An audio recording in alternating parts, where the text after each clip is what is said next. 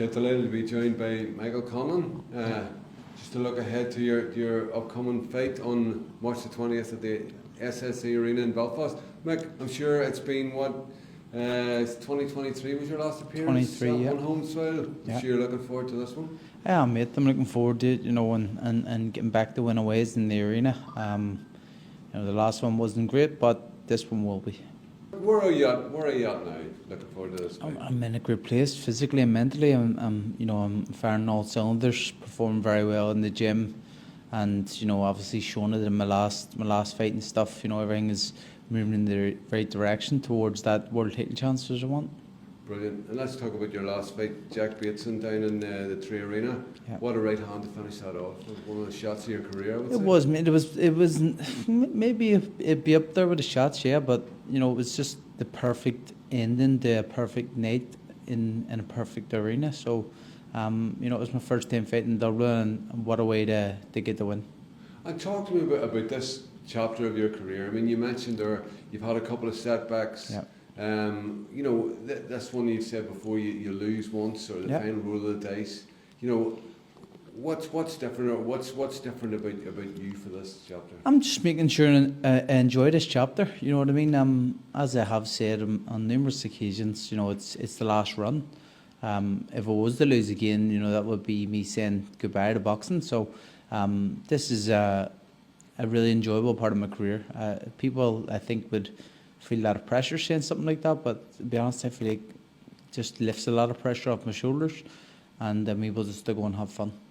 Brilliant. And let's talk about your opponent then, Kevin Walsh from Brockton, Massachusetts, which is obviously a fight city, isn't it? Like the city of champions, I think they call it. Marvin Hagler was from there, wasn't he? Marvin Hagler, Rocky Marciano, and the Petronelli brothers, and all the rest. City of champions. Belfast is the city of champions, isn't it?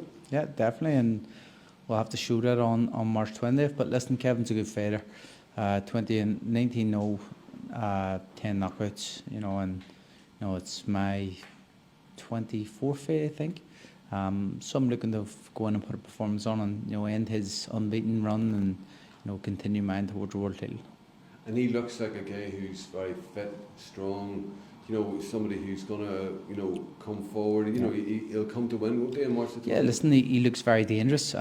Looks like he has a lot of, power in his hands, and does seem to throw an awful lot of punches too. So it's going to be an exciting fight, man. I think that it's one I've got to be on the ball for, and the best me beats the best Kevin Walsh every day of the week. Mm-hmm. And what do you think the Belfast fight fans can expect then on March the 20th? An absolute masterclass. A real performance. I'm performing, as I should be in the gym, and I feel great mentally, physically, and I'm very excited about this fight. So I'm expecting a masterclass. You're enjoying the whole training, the whole preparation for this? Yeah, mate. I kind of found the love again for what I'm doing. I've always enjoyed training anyway, but being in the gym, being surrounded by top fighters who are winning world titles in terms of Dalton Smith. It's a great place to be. Mentally I feel good, and I'm being pushed in the gym by everybody else in the gym. So that's what I love. I love that in-house competition where, you see someone run at a certain speed, you want to beat that, you want to run faster, you want to lift heavier, whatever it is, you want to spar better, things like that. So it's great. And you're ranked 8, aren't you, with the WBC now? So obviously get this one out of the way, defend this title. Is that the next step for you? Hopefully.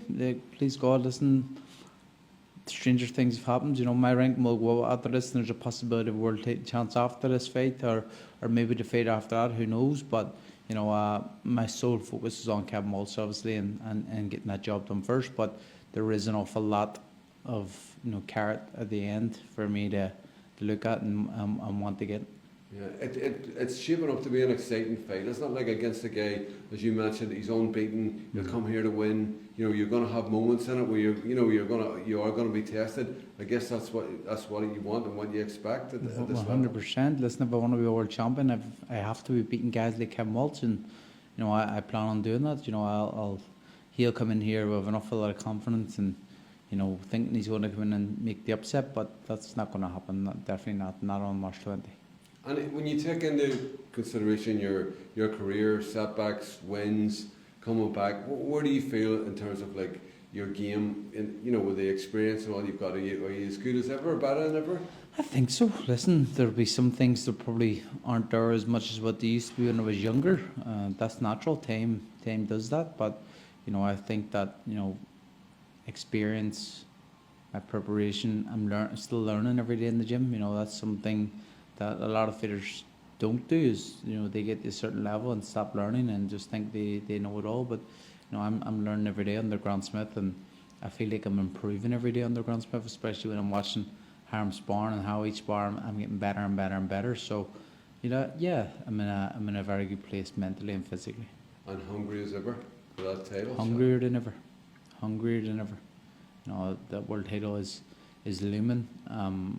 Something. It's the only reason that something is the only reason that I get back is to win a world title. So, you know, obviously you get a lot of doubters and stuff, but I've spoken about this already today, saying it doesn't really matter what people doubt or what they think, because the only person I'm trying to prove anything to is myself. And when you speak about doubters, have you had people that say, no, it's not going to happen for you, or you know, have you had to listen to that sort of?